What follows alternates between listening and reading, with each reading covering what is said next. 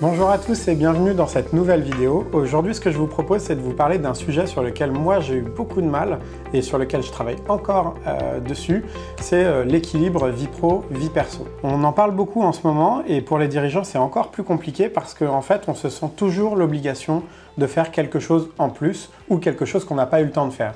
Et finalement, cette réflexion, elle est sans fin. Donc ce que je vous propose dans cette vidéo, c'est de vous donner 3 conseils sur lesquels vous pourrez mettre en application, ou pas d'ailleurs, si ça ne vous correspond pas. Mais en tout cas, moi, c'est comme ça que j'ai réussi à retrouver les bons équilibres. Le premier conseil, c'est qu'on a plutôt tendance à vous parler de la direction ou du management des équipes comme à vous comparer avec un sportif. Et je trouve que cette allusion, elle est souvent assez erronée parce que le sportif va fournir un effort qui est très intense, donc il va donner de l'engagement, etc. On retrouve toutes les valeurs qu'on aime bien, nous, en tant que dirigeants. Mais finalement, moi, si je peux vous donner un conseil, c'est que c'est plutôt un marathon qu'un sprint. Et c'est vrai que comparativement à un match qui dure 90 minutes ou à un sprint de 100 mètres où on donne tout pendant une certaine période, bah nous, la réalité, c'est qu'il faut tout donner, mais pendant plusieurs années.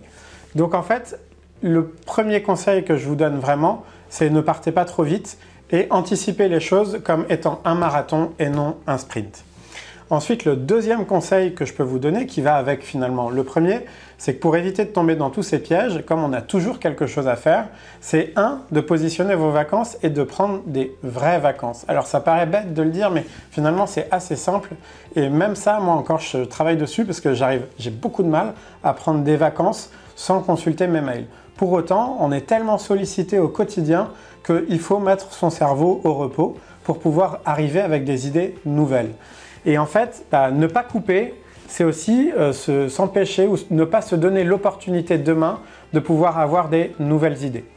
Et ensuite, le troisième conseil que je peux vous donner, qui est plutôt un conseil du quotidien ou hebdomadaire, c'est que moi, par exemple, dans mon fonctionnement, donc j'ai vraiment creusé de quoi j'ai besoin pour être bien dans mon corps, bien dans ma tête.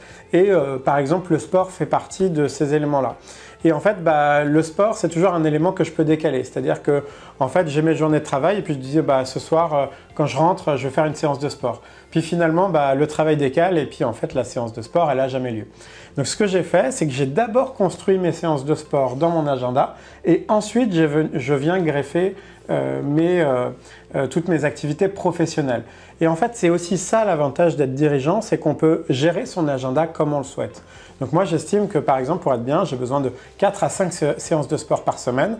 Certains vont dire que c'est beaucoup, d'autres vont avoir besoin d'activités culturelles, peu importe. Mais si c'est essentiel pour vous, s'il vous plaît, faites comme moi. Bloquez d'abord dans votre agenda, puis après construisez vos rendez-vous professionnels et vos déplacements en fonction de vos priorités pour être bien au travail. Et c'est ça finalement qui fait qu'après moi, quelques années de travail là-dessus, j'ai atteint ce que j'appelle moi, en tout cas aujourd'hui, un bon équilibre vie pro, vie perso. Voilà, on arrive à la fin des 3 conseils. Donc du coup, si ça vous a apporté quelque chose ou si vous souhaitez compléter ou commenter, n'hésitez pas, les commentaires c'est juste en dessous. Et puis si vous avez juste apprécié la vidéo et vous avez appris quelque chose, n'hésitez pas tout simplement à liker, à partager ou à vous abonner à ma page. Bonne journée!